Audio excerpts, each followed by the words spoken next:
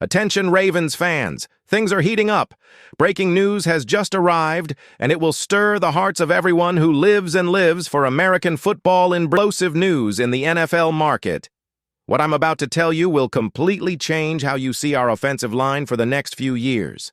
The market is on fire, and the Baltimore Ravens are at the epicenter of a negotiation that could be the turning point we've been waiting for to guarantee the success of our offense. If you want to see Lamar Jackson protected and with time to destroy opposing defenses, you need to stay until the end of this video because what just came out is simply overwhelming and could change the course of the franchise until 2026.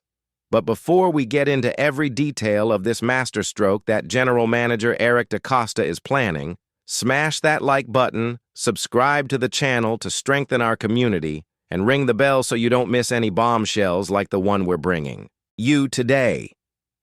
Your subscription is essential for us to continue bringing you the best content about the Baltimore Ravens. Like and ring the bell right now, because today the Ravens are at the center of a bombshell that could change everything. Hey everyone! Today the atmosphere here on the channel is electric because the news is sure to leave any fan anxious. We're talking about a reinforced offensive force, strategic movement in the backfield, and a line that enters the field with the sole objective of destroying opponents. You need to see this in detail. If the Ravens intend to negotiate the signing of a starting center, with preseason training starting next week, it's more than fair to question what the management is waiting for to make the decision. A few weeks ago, we here at the channel analyzed the discussions about the depth of our roster in depth and spoke with several NFL experts and executives to try to understand who Coach Eric Decosta might be targeting. The scenario is challenging after all. There is a real shortage of quality centers in the league, and very few teams are willing to let go of a decent player right after the draft. Perhaps the front office is still looking for one of those targets we discussed earlier. Although rumors indicate that the Bears, for example, don't seem at all interested in parting with Garrett Bradbury after renegotiating his contract. This forces us to look in other directions, and that's exactly where things get interesting. We haven't stopped working for a minute to bring you the best information. We've identified another potential trade target that would be extremely advantageous for the Ravens. We're talking about a player who could perhaps take over the starting position now that Tyler Linderbaum left some time ago with that multi-million-dollar free agent contract that we all followed.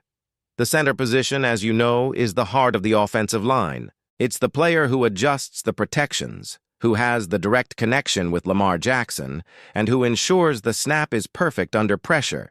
Getting a high-level player for Lamar now would make perfect sense for our championship aspirations. And what if I told you there's a young center that our coach, Jesse Minter, certainly knows very well?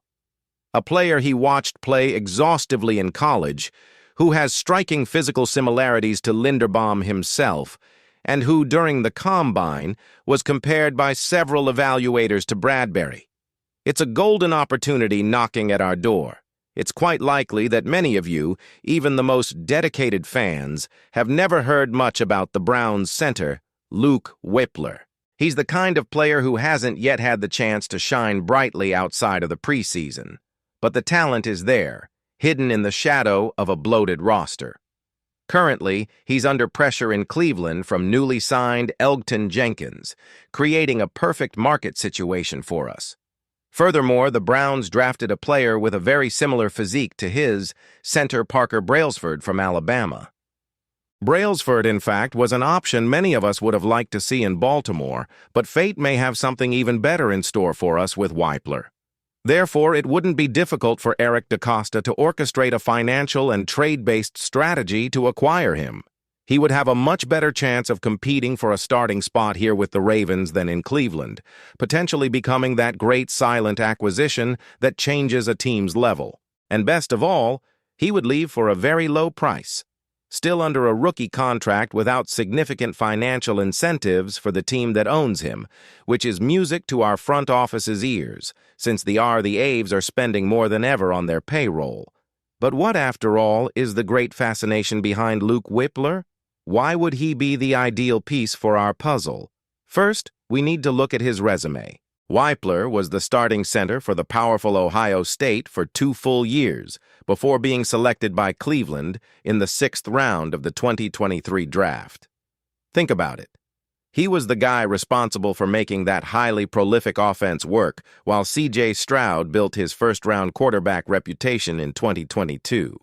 While this was happening, our Jesse Minter commanded a defense at Michigan that was obsessed with containing precisely that explosive Ohio State offense. In other words, Minter knows Whipler's strengths and weaknesses like no one else.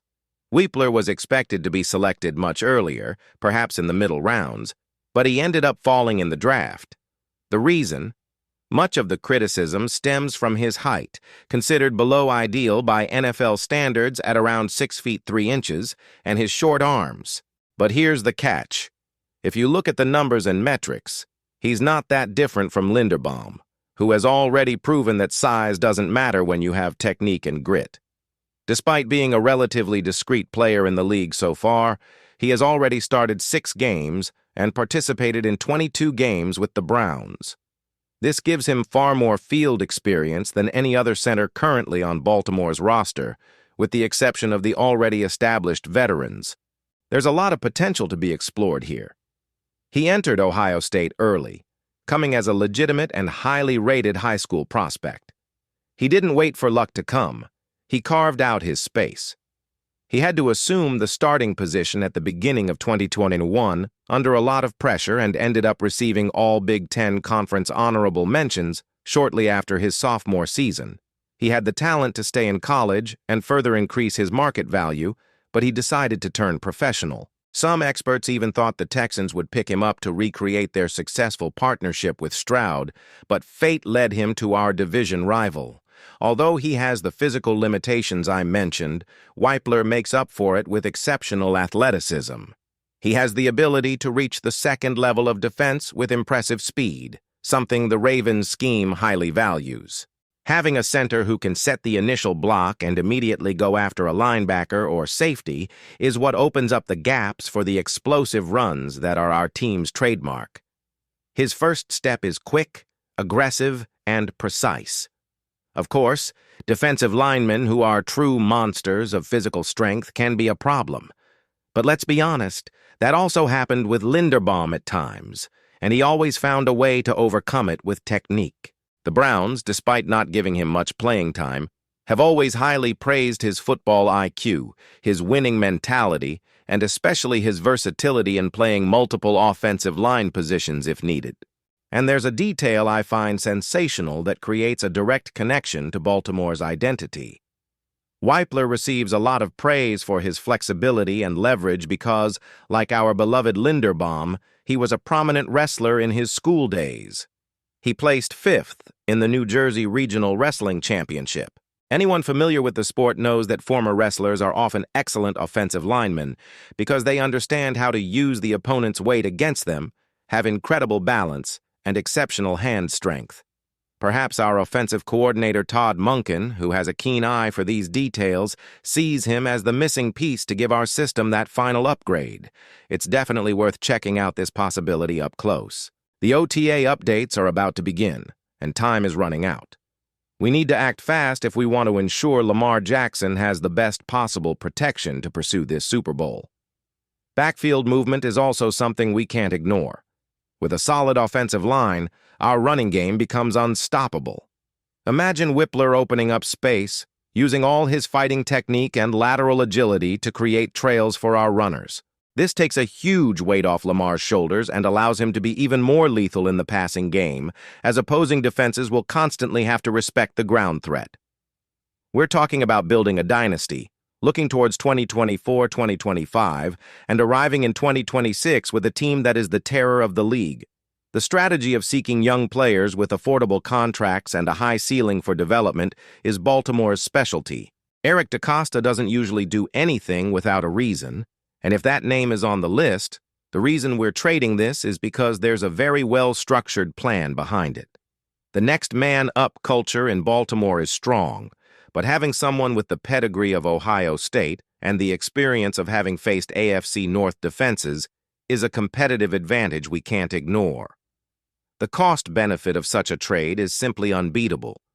In a league where the salary cap dictates who wins and who loses, getting a potential starter for a late-round pick or a trade of surplus players is the kind of play that differentiates good teams from championship teams. And you know how our rivalry with the Browns is, right?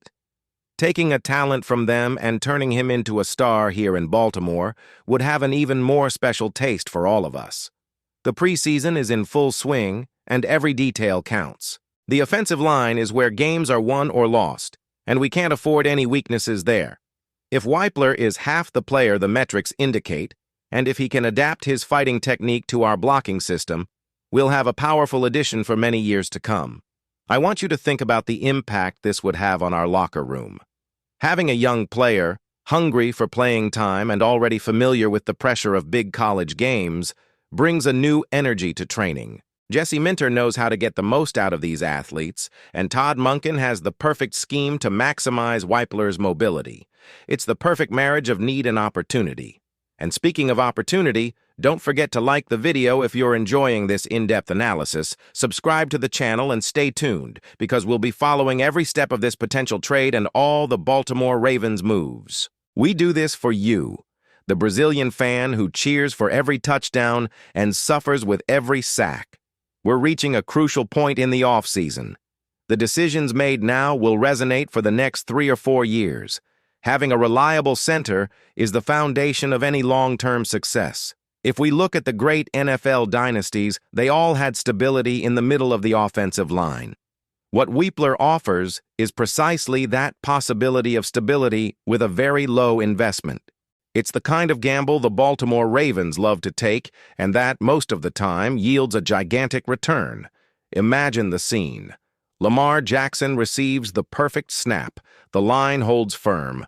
Whipler blocks the defensive tackle with impeccable leverage technique, and Lamar has all the time in the world to throw a 50-yard bomb for a touchdown. That's what we want to see, and that's why this news is so important. Stay tuned, because preseason training will reveal a lot about the coaching staff's plans. If we see any strange movements or any different tests at the center position, we'll know that management is working behind the scenes.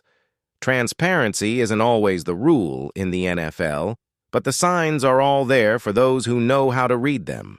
And we're paying close attention to every sign to bring you all the information you need. Our passion for the Ravens knows no bounds, and knowing that the team is intelligently seeking to strengthen itself makes us very optimistic for the near future. 2026 seems far away, but in the world of American football, the future is built today, in every practice and every successful trade. From everything we've analyzed today, it's clear that the Baltimore Ravens aren't resting on their laurels. The pursuit of excellence on the offensive line is constant, and the possibility of bringing in Luke Whipler shows that the coaching staff is attentive to all market opportunities, no matter how hidden they may seem. Having a player with his history, athleticism, and tactical intelligence to command the middle of the line is an asset that could put us ahead of our rivals. Now, I want to know the opinion of someone who truly understands the subject and lives the day-to-day life of the team. I want you to participate in our discussion here in the comments. Considering all the reinforcements on the offensive line and the moves Eric Decosta is making behind the scenes, do you believe this Baltimore Ravens team is truly ready to dominate the league and come in strong to win the title in 2026?